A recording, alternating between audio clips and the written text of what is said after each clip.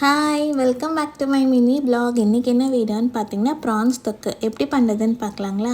அதுக்காக ஒரு கடாய் எடுத்துக்கோங்க. 2 டேபிள் ஸ்பூன் நல்லெண்ணெய் ஆட் பண்ணியிருக்கேன். கூடவே ஒரு அரை டீஸ்பூன் வெந்தயமும் கொஞ்சம் கருவேப்பிலையும் ஆட் பண்ணிக்கலாம்.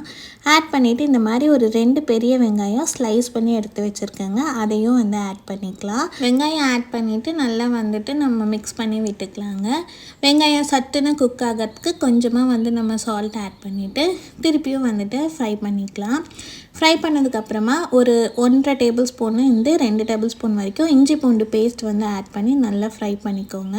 பச்சை வாசம் நல்லா போனதுக்கப்புறமா நம்ம ஒரு 2 தக்காளி ஆட் பண்ணிவிட்டு நல்லா ஸ்மாஷ் ஆகிற கன்சிஸ்டன்சி வர வரைக்கும் நம்ம க்ளோஸ் பண்ணி வைக்கணும். கூடவே காரத்துக்கு ஏற்ப பச்சை மிளகாய் நான் ஆட் பண்ணியிருக்கேன். அப்புறம் 2 டேபிள் ஸ்பூன் கொத்தமல்லி தூளும் 2 டேபிள் ஸ்பூன் காஷ்மீரி சில்லி பவுடரும் அரை டீஸ்பூன் டர்மரிக்கும் ஆட் பண்ணி நல்லா ஃப்ரை பண்ணிக்கோங்க. அது ஃபுல்லாக பச்சை வாசனை போனதுக்கப்புறம் நம்ம கழுவி எடுத்து வச்சுருந்த ப்ரான்ஸ் ஆட் பண்ணிக்கலாம். ப்ரான்ஸ் ஆட் பண்ணிவிட்டு நம்ம லைட்டாக மிக்ஸ் பண்ணி விட்டுட்டு கொஞ்சமாக புளி தண்ணி ஆட் பண்ணிக்கோங்க. ஆட் பண்ணிவிட்டு நல்லா ஒரு மிக்ஸ் கொடுத்துருங்க. இது ஆட்டோமேட்டிக்காகவே தண்ணி ரிலீஸ் பண்ணும். இந்த டைமில் உப்பு நம்ம செக் பண்ணிவிட்டு அரை டீஸ்பூன் cumin சீட்ஸும் அரை டீஸ்பூன் கரம் மசாலாவும் ஆட் பண்ணிக்கோங்க.